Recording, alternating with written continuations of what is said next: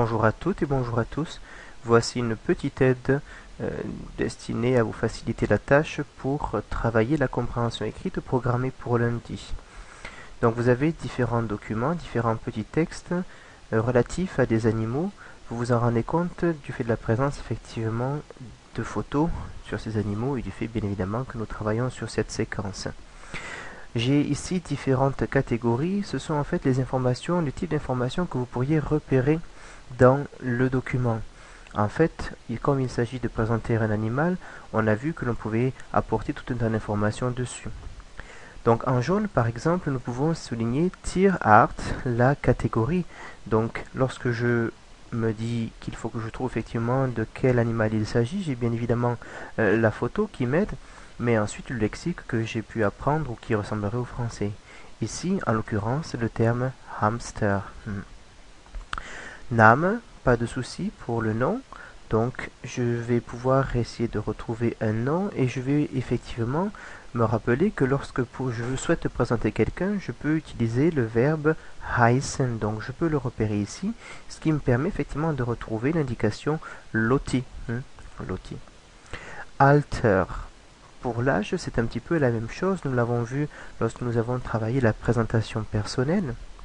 Nous avons vu qu'il se construisait à l'aide de l'expression Jahr ou Jahr au pluriel alt et associé au verbe être. Donc là, je vais pouvoir, une fois que j'ai repéré effectivement le terme loti, alors pour le nom, effectivement pour le nom, j'ai oublié de dire effectivement que vous pouviez bien évidemment essayer de repérer les termes qui revenaient à plusieurs reprises. Voilà. Donc je reviens sur l'âge. Ist jetzt ein Jahr alt.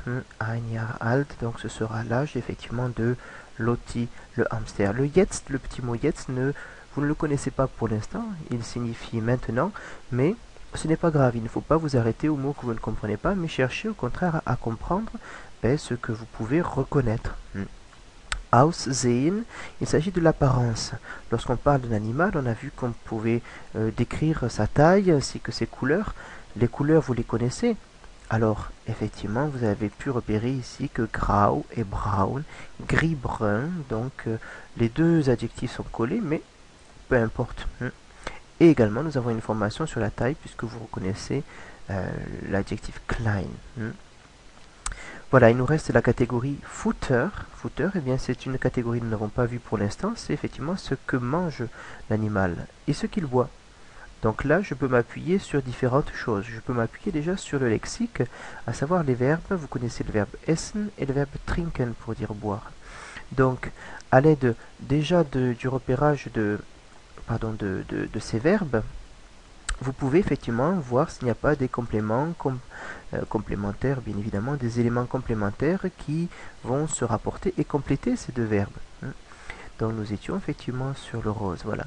Et là, tiens, je vais pouvoir voir Karotten, Salat, des mots qui, si je ne les connais pas, peuvent être devinables, entre guillemets, que l'on peut deviner, puisqu'ils sont relativement transparents.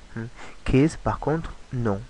Mais pas de problème, je vous disposez d'un outil qui est très bien fait, qui s'appelle le dictionnaire et qui vous permet éventuellement de chercher des mots inconnus. Pour les deux autres textes à lire pour la fois prochaine, vous pourrez cliquer éventuellement sur les mots qui posent problème pour voir s'afficher éventuellement quelques aides. Er trinkt Wasser. Wasser ne ressemble pas effectivement au mot français, mais par contre, il ressemble à water, à l'eau.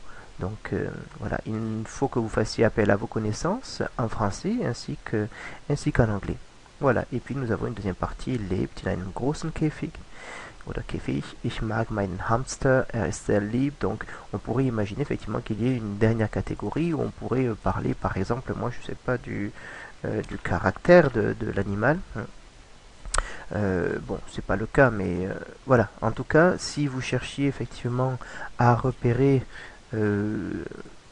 voilà, lieb, tac, ce serait la sehr lieb sogar. Ce serait effectivement les qualités. Voilà comment vous devez procéder lorsque vous avez un texte. Imaginez, il vous faut dans un premier temps imaginer les différentes informations que vous pourriez avoir à repérer, qui pourraient se rapporter à cet animal-là. Et puis bon, ici, comme cela vous est donné, il vous restera simplement effectuer le même travail par rapport aux deux textes qui vous sont proposés, en vous aidant éventuellement des aides mises en ligne sur le NT. Voilà. Vous échangerez la fois prochaine ces informations et les comparerez avec les autres membres de votre table. Merci beaucoup pour votre attention. Au revoir.